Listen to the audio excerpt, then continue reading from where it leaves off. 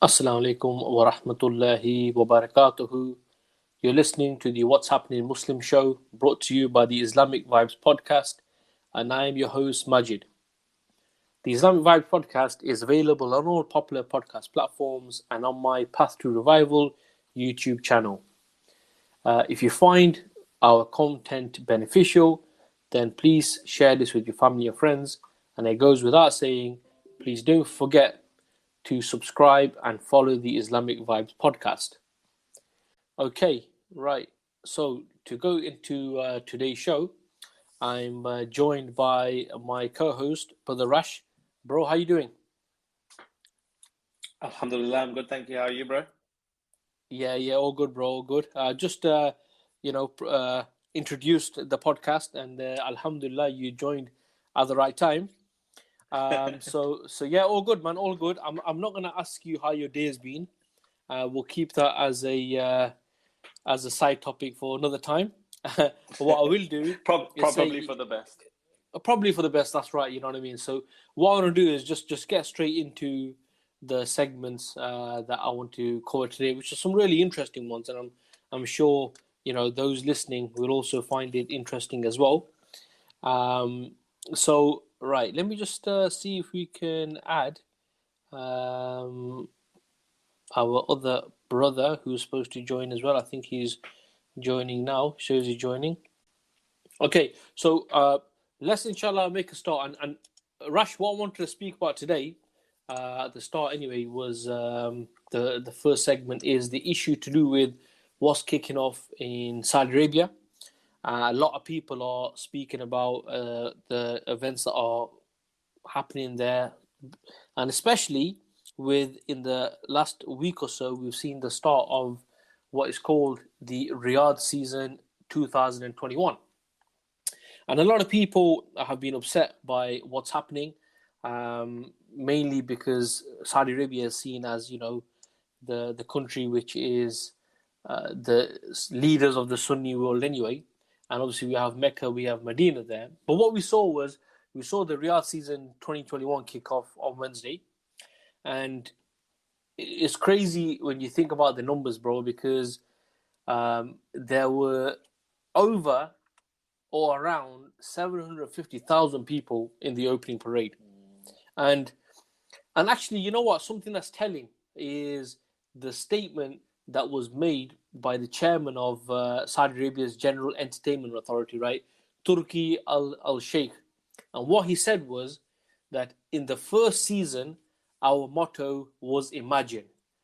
And in the second season, our motto is imagine more. Do you believe that?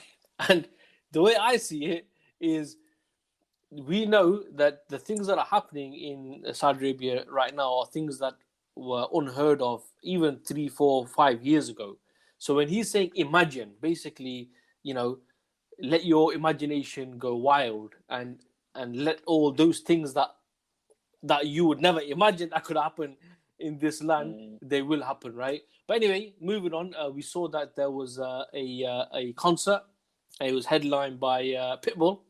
I'm not sure if you know Pitbull. He's a Latino rapper type of guy, and his concert, subhanallah. Well, his concert, shall I say, had 250,000 people attendees watching it, right? And it was crazy. And also, there's also, if you read a bit more about it, there's something called the Pure Beach, and this is a beach which is in Jeddah. And the rules before, which were to do with segregation, now basically you can pay $80, and you're allowed to enter this beach. It's not segregated. People are there. There's water games. Women are wearing bikinis. People smoking shisha. People dancing with Western music. See, like nightclubs and stuff like that. And when I was watching this report, there was actually a woman who had attended it, and the way she described it was, "This is like heaven."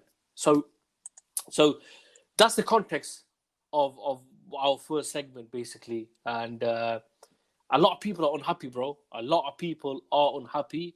What are the thoughts of you guys? Rash, I'll start with you, bro.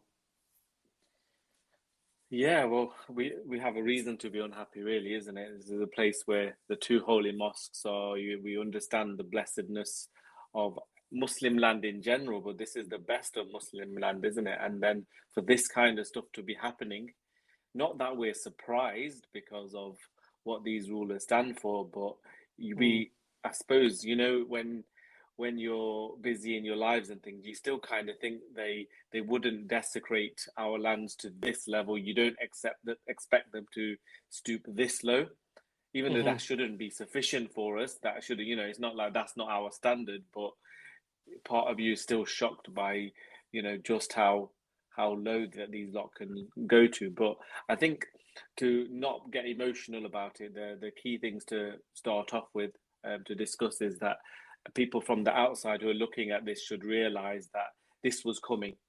Okay, this was part of the Saudi Vision 2030 that Mm-hmm. MBS Mohammed bin Salman has been talking about for a number of years now.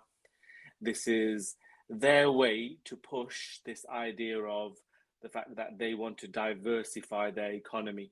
It's no longer sufficient for them to purely be reliant on oil and the people coming to visit the holy mosques and coming for Hajj and coming for Umrah. They needed to diversify their income. But saying that, at the same time, what I would say is it just highlights that what the mindset of these people are, because for them it's all about wealth. So what we're Mm-hmm. seeing is that, yeah, what we're seeing is these despicable acts that are happening, these concerts and things that are, again, completely against Islam.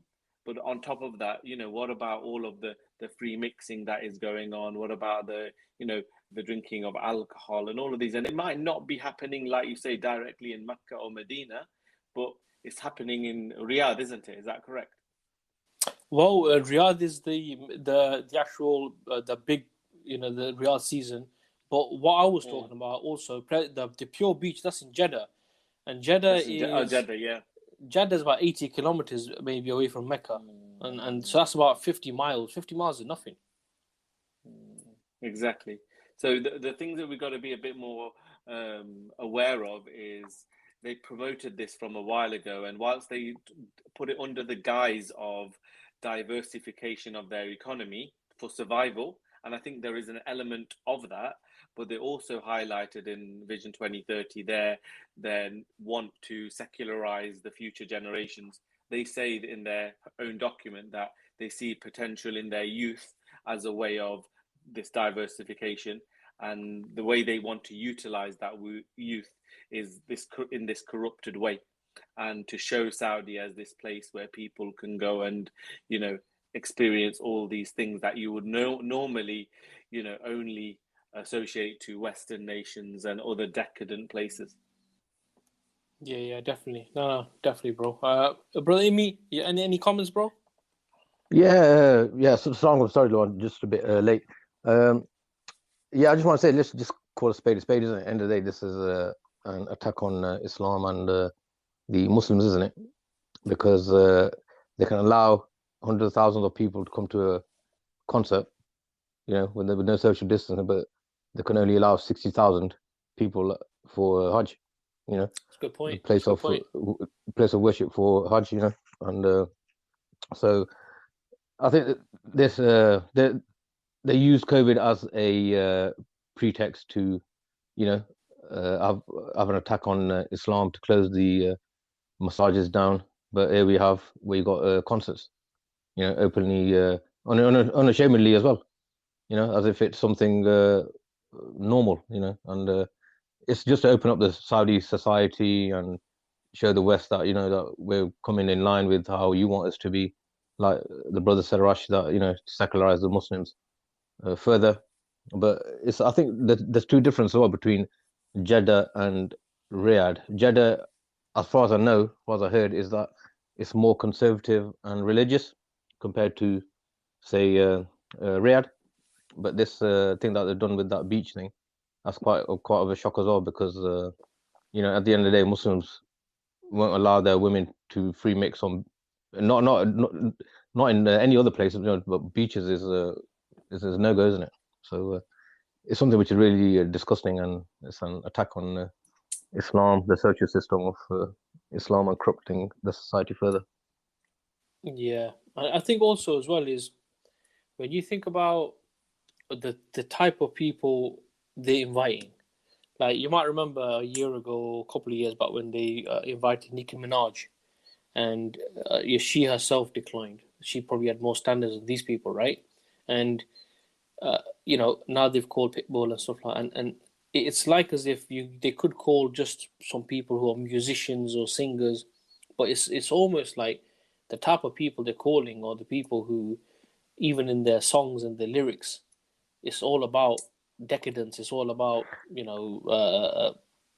invalid relationships. It's all about alcohol and money and so on. So it does make you question that who's picking these who's picking these performers, because the message that they're going to be given is something which is totally alien to the people there.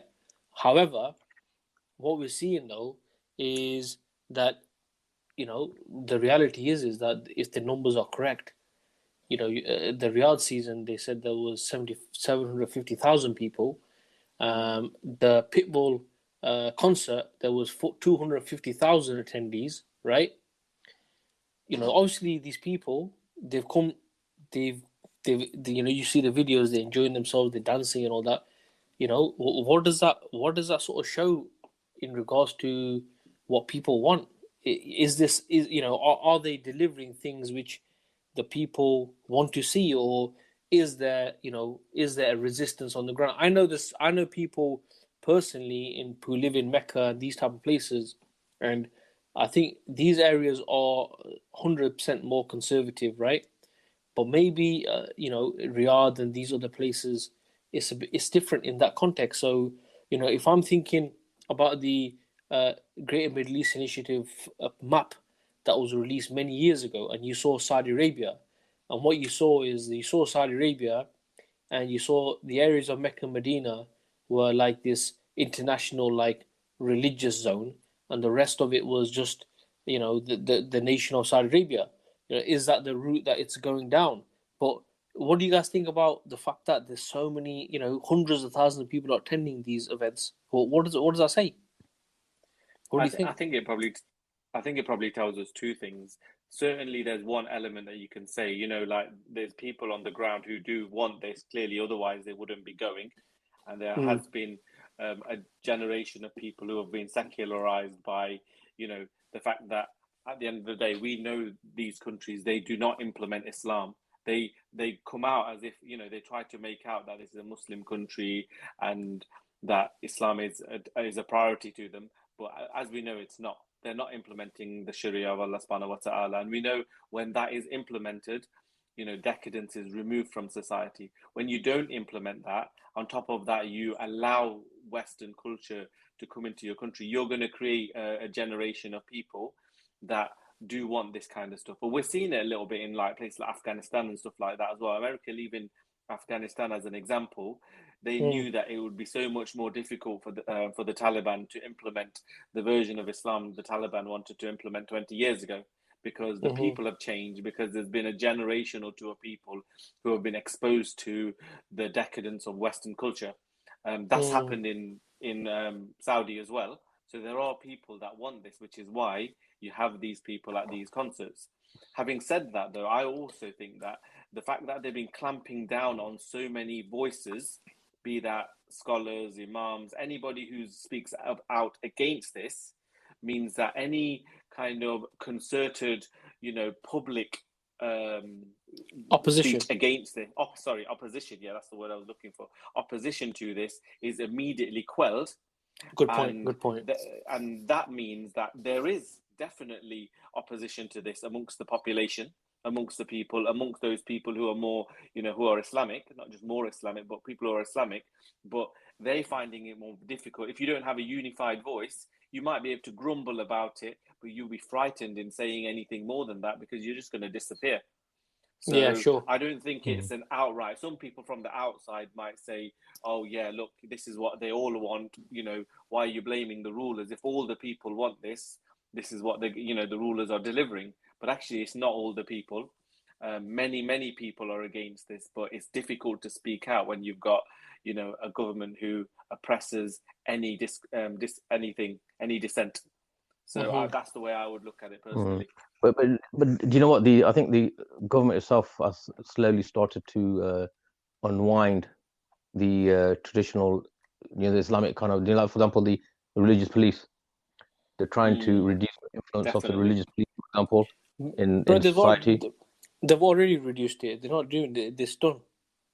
Yeah. So basically, people could do what they want in public without any kind of resistance. Without any authorities clamping down on them.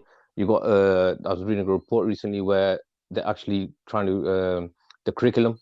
They're trying to change the curriculum where what they deem as extremist kind of verses or tafsir is not studied in schools anymore, and things like these. So I think people there as well. You got two extremes. You got one side which is the religious, and the ones which are not so religious.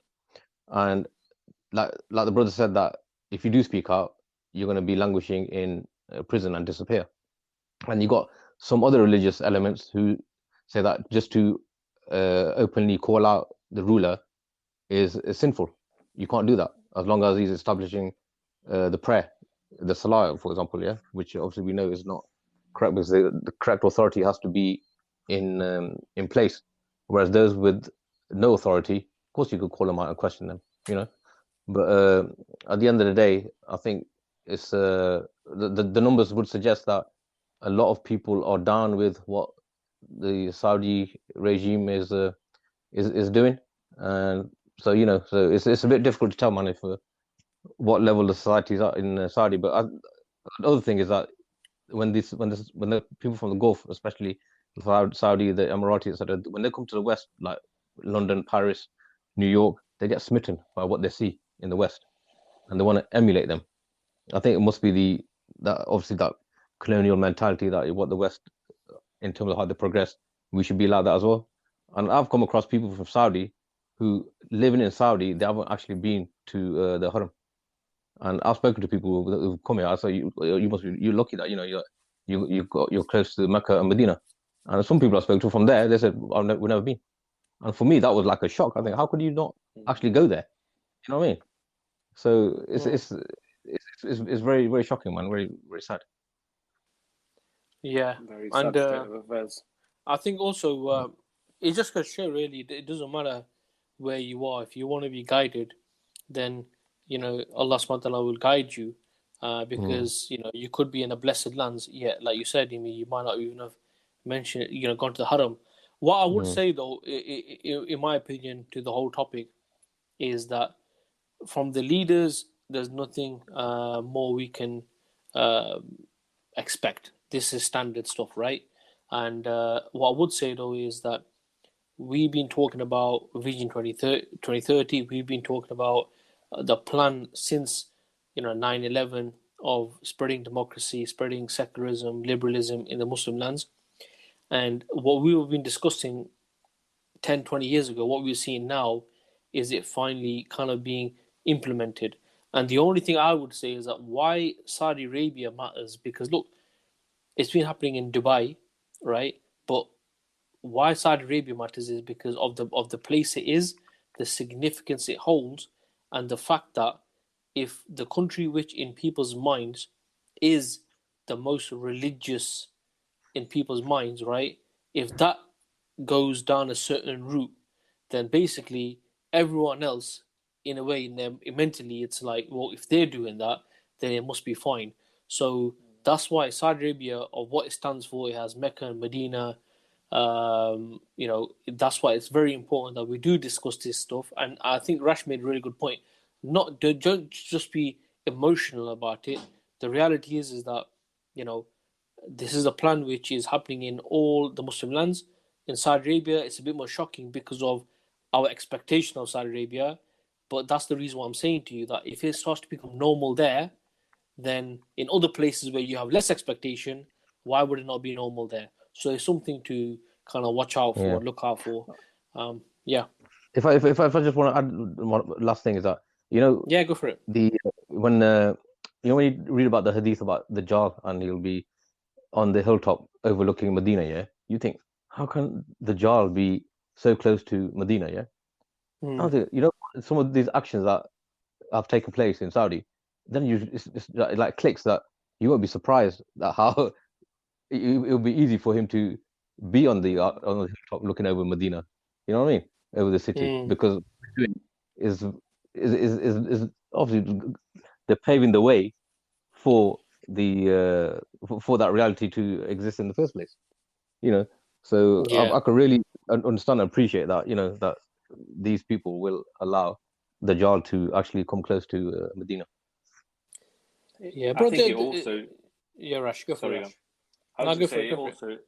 it also links to the fact that I think a big issue at the moment is our unity as an ummah, because I think if you speak to a common person, they will say this is completely wrong, all of this stuff that is happening. But we've been kind of divided so much, get into each of our own activities. Some people doing charity here, some people doing this here, some people concentrating on other projects locally, and some of the stuff that people are doing is very important. It's not to say that the things that are not allowed, but problem is these kind of things are happening in our lands, and it's just a something to speak about, and it's never something to do something about.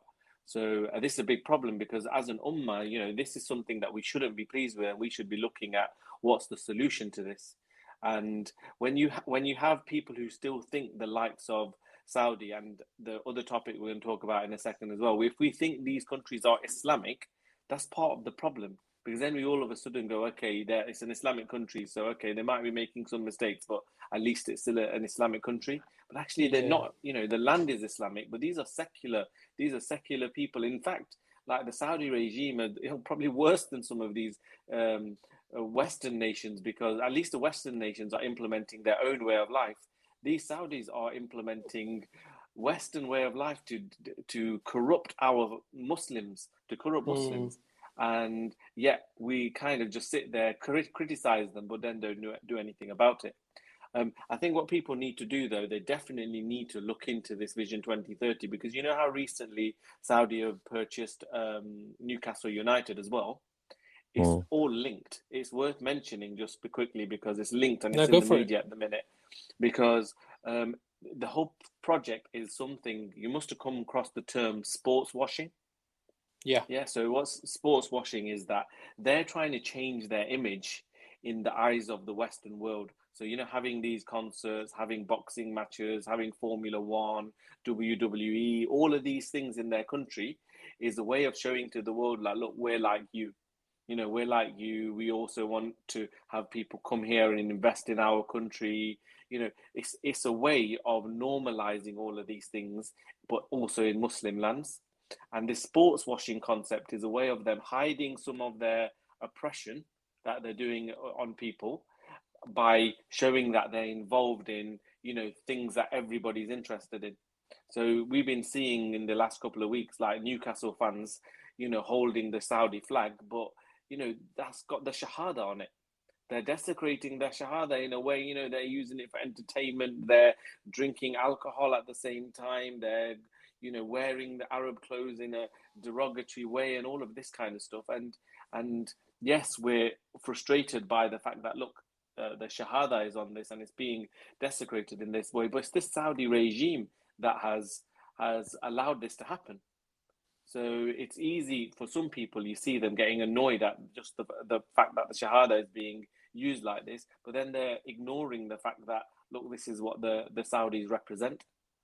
I think this is really key. And this sports washing concept, it's not going to work for them, though, because even the West expose it, or the West going, they're actually blaming them and going, you're just sports washing your reputation. You killed that, Khashoggi guy, and you're against people speaking out against you. But then on the other hand, you're trying to show that you're like us. So they're blind, they're being corrupted by their own hypocrisy, to be fair.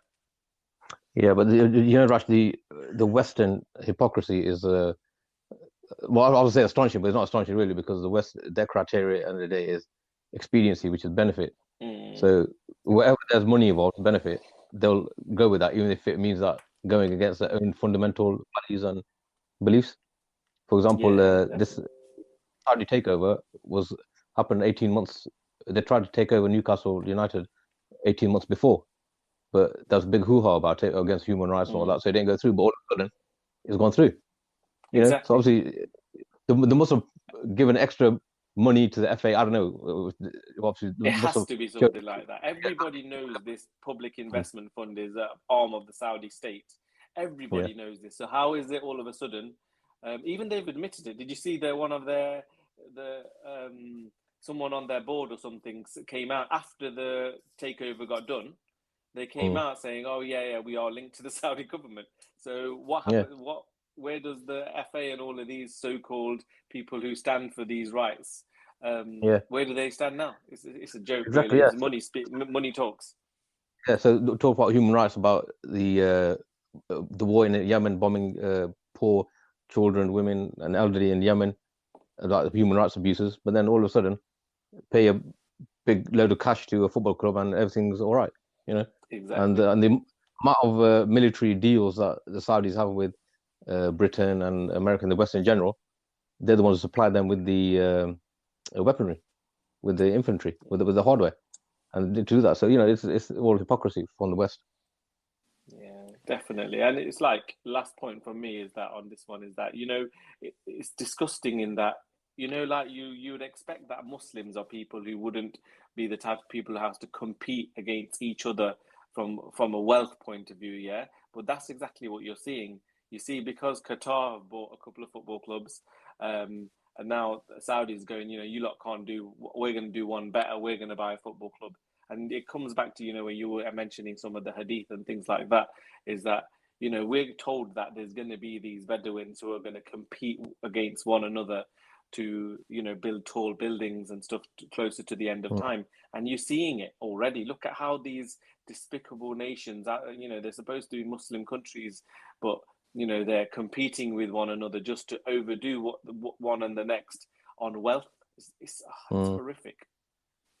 Yeah, Okay. I just want to add one thing, much. Sorry, you're talking about the Shahada on the flag being abused by the hooligans of the football clubs drinking alcohol over it, or whatever. And we should, if we get angry that Allah's or the Prophet's name is being put on shoes or on the floor, whatever, then why aren't people getting angry when they see football yobs or hooligans waving the Shahada around? And then because at the end of the day, if you're gonna get angry with, say, Muhammad Sallallahu name on a shoe or Allah's name on a shoe, what's the difference between the Shahada getting abused? Is it because we don't really fully understand or appreciate what the Shahada is? No, I mean, Exactly. people would get annoyed and people would get angry. I mean, I don't know about Saudi citizens, but everyone else certainly would not be pleased with that. So, but the point is that I won't be surprised if in the near future where they take the Shahada off the flag, because Mm. what the route they're going down is trying to take Saudi Arabia away from being a religious state, and that's what I said before. If you look at that GMEI map from years ago, the only Mm, bit that was religious in Saudi Arabia was an area which was like the religious area of Mecca and Medina, and I think they're mm, going down that route. But I want to continue. I want to move on anyway, inshallah, to another segment. Um, so this segment, I came across this story. I came across last week, and it's something which I found really interesting. And I'm not sure if many people know about this, but there's an announcement that Bangladesh is to revert to secularism. Okay, mm, so Bangladesh, for what the article said, is that Bangladesh to be secular will revert to the 1972 constitution, and the Bangladesh Junior Information Minister Murad Hassan, he said that an amendment will soon be tabled in Parliament and is likely to be passed without any opposition. And what he said was, the quote, "We will soon return to the 1972 secular constitution that founding father Bangabandhu Sheikh Mujibur Rahman gave to Bangladesh after independence." And what he also said was that we don't accept Islam as the national religion. Now, if this move comes into effect, then basically that means that Islam is no longer going to be the state religion of Bangladesh, which is a Muslim majority country. And just for information purposes, Islam was made the state religion by a constitutional amendment during the reign of General H.M. Arshad in the late 1980s, and two amendments during successive military regimes between 1978 and 1990 and had undermined the 1972 secular constitution and had instituted Islam as a state religion, right? Now the thing is that when this amendment is going to be introduced, the ruling party in Bangladesh, which is the Awami League, they basically enjoy like an absolute majority in parliament. So it's something like it's got 280 seats in a 300 member house. So this is going to go through. And even Sheikh Hasina, who's the prime minister, she said that we follow the ideals of Sheikh Mujibur Rahman. Bangladesh is a secular country. People of all religions shall live together in Bangladesh. Religion may be personal, but festival is universal, and people in Bangladesh have always celebrated such festivals together. Before I come to you guys, just a bit of a backdrop that this new draft has been proposed on the back of a lot of violence that's kicked off in Bangladesh, which is predominantly, if the stories are correct, it's seen as Muslims have been attacking temples, Hindu temples, and this is on the back of some basically reports being circulated on social media showing like the Quran, which was like at the feet of a Hindu god. So basically, people got angry.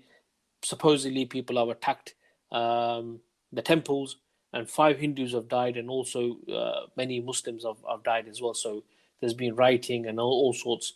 So that's the sort of backdrop of what this announcement has been made. Now, Rash, I'm going to come to you because obviously, you know, you are our resident Bengal tiger, and you have got your link directly to Bangladesh. So what's your take on this, bro? Probably a couple of things, really. To be fair, you've given the backdrop, which is good first and foremost, because the Awami League, you know, they are rooted in secularism anyway. You know, it's correct when it says Bangladesh was started off as a secular nation when it was created. Even though obviously we know there are many majority Muslims there, Bangladesh was born as a secular nation. But on top of that, it continues to act as a secular nation.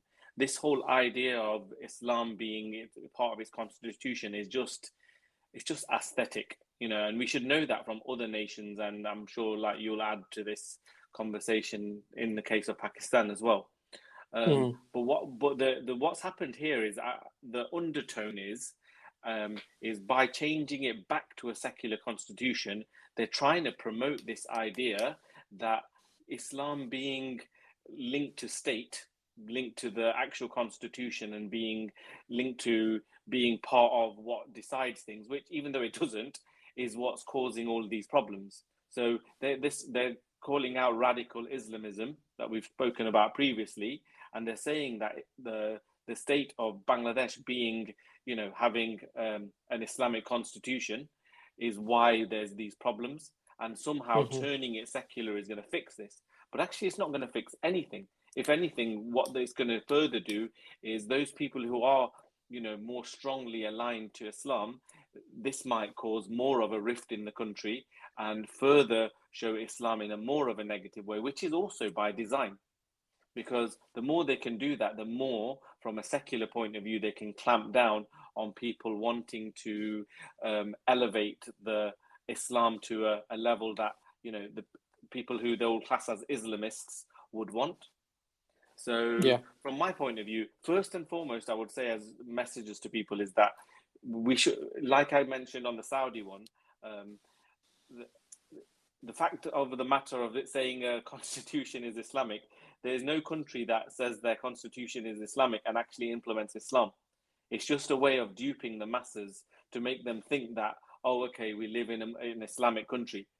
Every Muslim country we see today, every single one of them, none of them implements Islam, whether they call their constitution Islamic or otherwise. So that's why I don't think this has much of a bearing on that side, but more a bearing on a strategy to clamp down more on any rise of Islam from the masses, personally. Yeah, that's interesting, because you're right. You have Islamic Republic of Iran, I think it's called. I think Islamic Republic of Pakistan, Yeah. and these countries are not Islamic at all. So maybe Bangladesh just want to call a spade and say, look, we're a secular nation, so we have a secular constitution. But just by saying To be it's Islamic, this go might on. sound harsh, but I prefer that. At least, yeah, at least you're secular. You might as well call yourself. Okay, it has a detrimental effect, so I won't say that outright because I think doing this is going to cause more problems. So I won't say change it to be secular. However, it's better if people knew that it's secular. At least people will then go, you know what, we need to do something to make this place Islamic again. Yeah, no, 100%, 100%. And Imi, any thoughts? No, just guys summed it up really well. And just to say that just because you have the word Islamic in front of your country doesn't mean that it's Islamic by any means. So you got Democratic Republic of Congo, for example. Many people don't know whether that doesn't make it democratic. You know what I mean? Yeah. So No, true. No, exactly.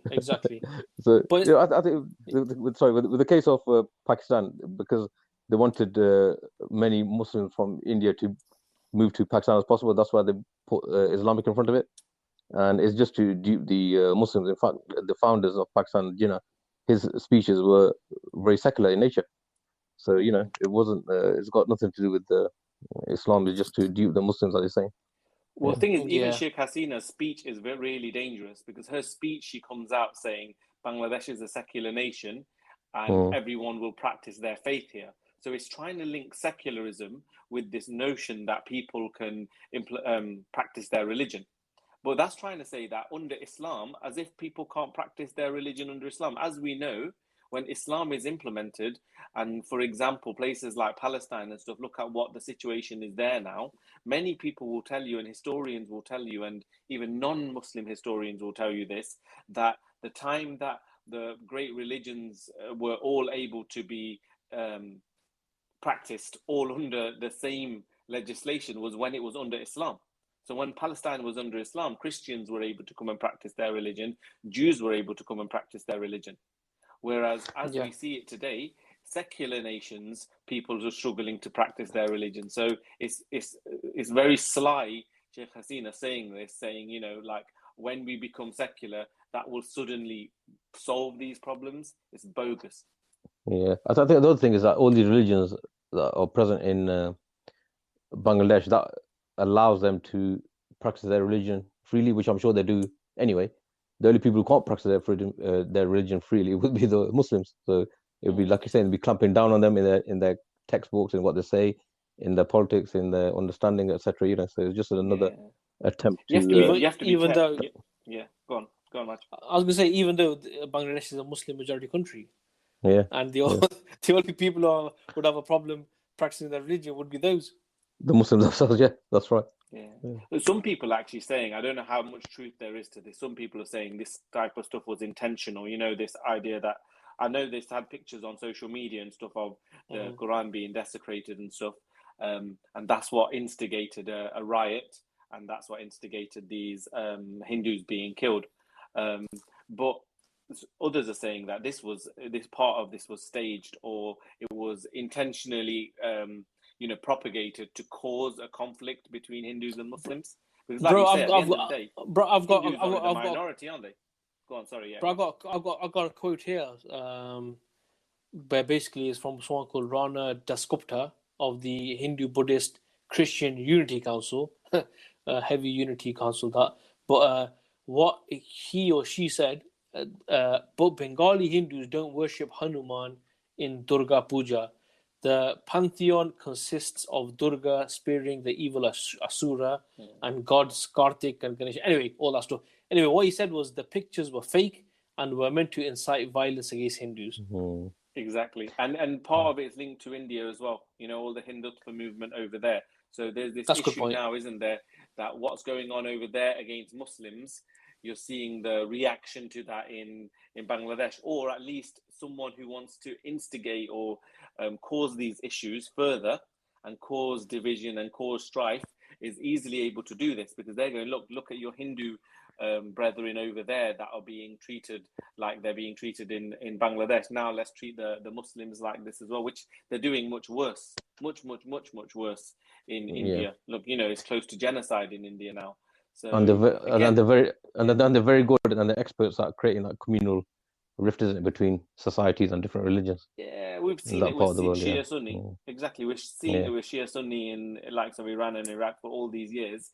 This is what makes it so easy for them to come in and instigate these issues amongst us and amongst other people living in the country, and then causing strife. So whenever we should, call out the Western nations, they try and push this version of democracy onto our countries, but when in doing so, they don't really want to give, even though true democracy doesn't exist anyway, but they don't want to give democracy to these nations. What they want is to make them think they have it or aspire to it, but then cause discord all at the same time, knowing they never want them to be able to compete with them on the world economic stage. Yeah, I think to sort of like summarize this segment, I'd say I'll build on what you said, Rash, because obviously you got your connections with Bangladesh, your family from there. A lot of this stuff might sound like to you as well. Yeah, I've been there, I've seen it. It is a secular state, and so it's not big news. But I think the main thing is what you said is what they're trying to show, especially on the backdrop of this violence, is what they're trying to show is that if Islam is linked to politics, then you will have violence, you will have discrimination, and you'll have intolerance.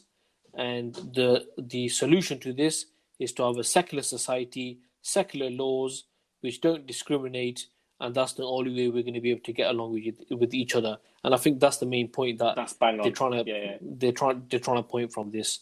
Cool. Listen, let's move on to the last segment, and I don't think this is going to be a long one, but because I know a few weeks ago, or maybe a month now, we did some on good old Donald Rumsfeld, who passed away, and as we know, on the 18th of October,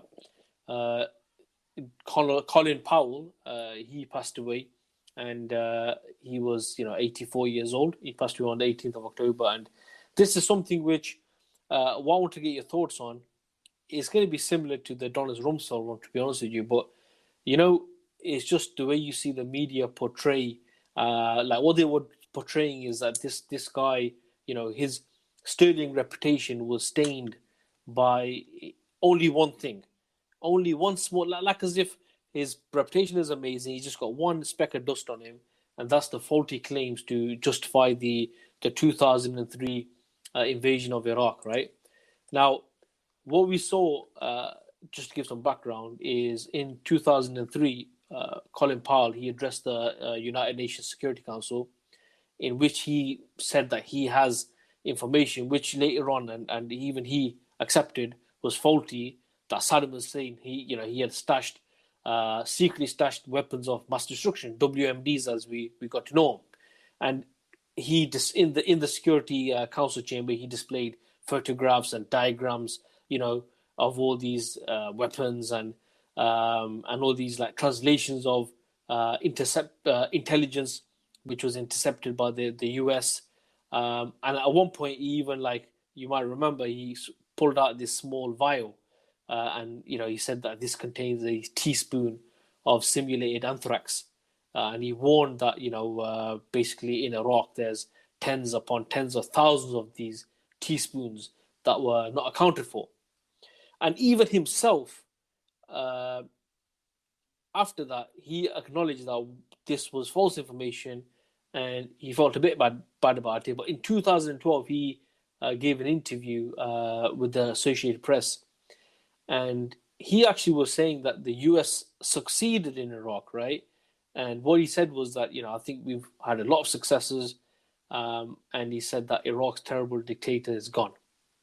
And if you look at what the Iraqis think, there was I was reading this account of this woman called Mariam, and basically she was saying he lied, and lied. He lied, and we are the ones who got stuck with never-ending wars. And you guys might remember that guy. His name was Muntadhar Al-Zaidi. He was a journalist.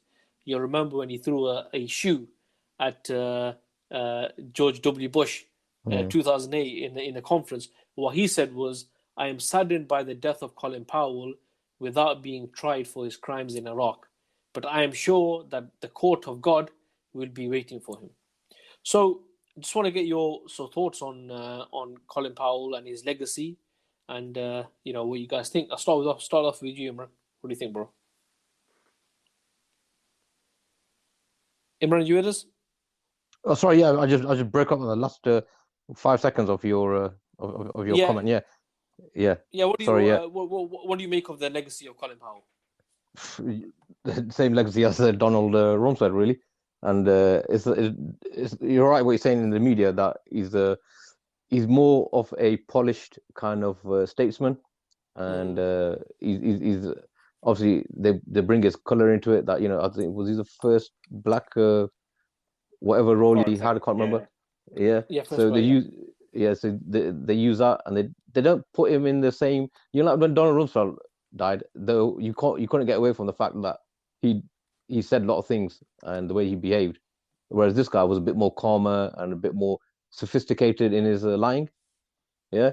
So, yeah. but at the end of the day, he's still a war criminal, just like Bush and Rumsfeld is. And there was something called the before George W. Bush went to war, his philosophy was taken. I was just doing some reading on it earlier that there's something called the Powell doctrine. Yeah. Okay. And Powell believed that if based on the experience in Vietnam, if the United States was to go to war, it has to have a clear military objective, meaning that it has to make the enemy in awe of America, in terms that we've got so many soldiers that we could put on the ground that we could decimate Iraq just like that. Yeah. So obviously he was pro-war, and he wanted a lot of troops to go into Iraq in order to decimate Iraq. So that was his philosophy, just to overrun it. And this is what Rumsfeld and George W. Bush, that's what they believed in as well. That's why they called that shock on all thing, that operation, whatever, yeah. shock on all, exactly from his philosophy. Exactly. Wow. So rather than who they kill or whatever indiscriminately, is a war criminal, and he should have but the media paint it in such a way that this guy, like I said, he was more highly sophisticated in his lies, and he had a good reputation. He was a good man, basically, but they just pushed under the carpet the millions of Iraqis that died due to his and his friends. Their Millions, philosophy. bro. Millions, yeah. Millions. Yeah. Rush. I learned something really interesting by reading some of his obituaries, that people write about someone when they die. Oh, yeah. I learned something that, when you say the word intellectually honest, it means lying bastard, basically. Because everybody seems to call him I had never heard this so often mentioned. What the hell is intellectually honest? So somehow, if you can be so clever about your lies, you're flipping intellectually honest. I'm sure that's what they're trying to say, because he's lied so many times, and he tried to cover up, even some of the things that happened in Vietnam. And he was involved in some of that as well. And he's been caught out several times for his lies. But like Imi says, because he's so good at speaking, and because he styles things out so well, people start calling him intellectually honest, as in a way of kind of getting across their foreign policy. And again, they look at it as, rather than lies, they look at it as a way of, how do you implement your foreign policy and get people to buy into it? And obviously you get people to buy into a lie by being able to lie very well. And that's what he did. My only other point is, really, there's not much I can say about this. I'll make the same point that I made about Rumsfeld previously, is that every single time especially in Western nations, when someone carries these acts out, for instance, obviously him doing that presentation to the UN Council for Weapons of Mass Destruction, people tend to blame an individual. And like I said about Rumsfeld, these are policies of these Western nations, not policies of these individuals. So as much as we might blame them, and much as they're going to be, held to account in front of Allah subhanahu wa ta'ala, it's these nations that have the foreign policy. So it's America who is to blame for what happened in Iraq, not Colin Powell. So I think it's important for people never to see beyond or look beyond, or should always look beyond the individual and look towards the nation, because they're consistently doing these things, whether it's called Rumsfeld, Bush, or Colin Powell. Yeah, no, that's some fantastic points. Fantastic points. And to be honest with you, there's not a lot more to say in regards to even the hypocrisy of the media, who if you see the way they reported the, who they call the father of the Pakistani nuclear bomb, Dr. Khan, and the way they reported this guy, even though this guy has millions of people, and I don't even know about the Vietnam one, but definitely millions of Iraqis' blood on his hands. It just goes to show that when you're the dominant force in the world, and you are the one who dictate the media, who run the media, basically, you can make someone who is a good human look as he's a devil, and someone who actually was a devil into a hero of some sort. And it is just the way it is. Amy, what's your thoughts on any final thoughts on Mr. Powell? Like I said before, man, he's obviously war criminal. There's no difference between him, Bush, and Rumsfeld. They're all neocons, by the way, who are ultra kind of extremist kind of thing in their political views. And people like these, actually, we should do two rakah for shukr to Allah that they've met their demise. You know what I mean? The Vietnam one is, if anybody wants to look into it, is called the My Lai massacre. And originally, people didn't know MY space LAI.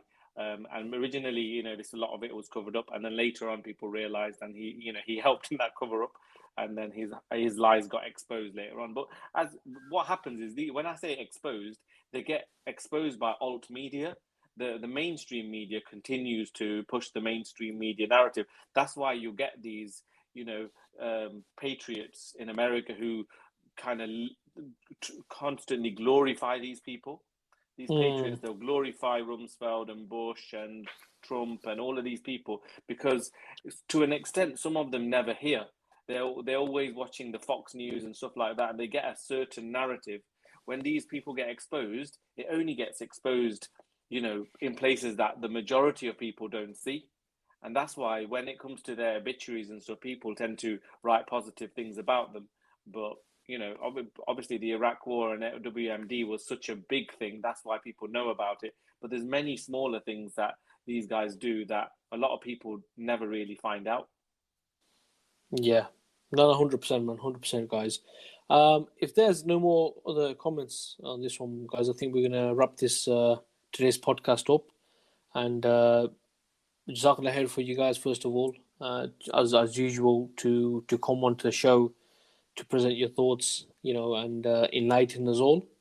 And to the people listening and watching on YouTube, just to add that this podcast is available on the Islamic Vibes podcast, which is available on all popular podcast platforms, and also on my YouTube channel called Path to Revival. On that note, as usual, my brothers, Jazakallah khair, and inshallah ta'ala, I will see you guys on the next one. Assalamu alaikum wa rahmatullahi wa barakatuhu. Wa alaikum salam wa rahmatullahi wa barakatuh.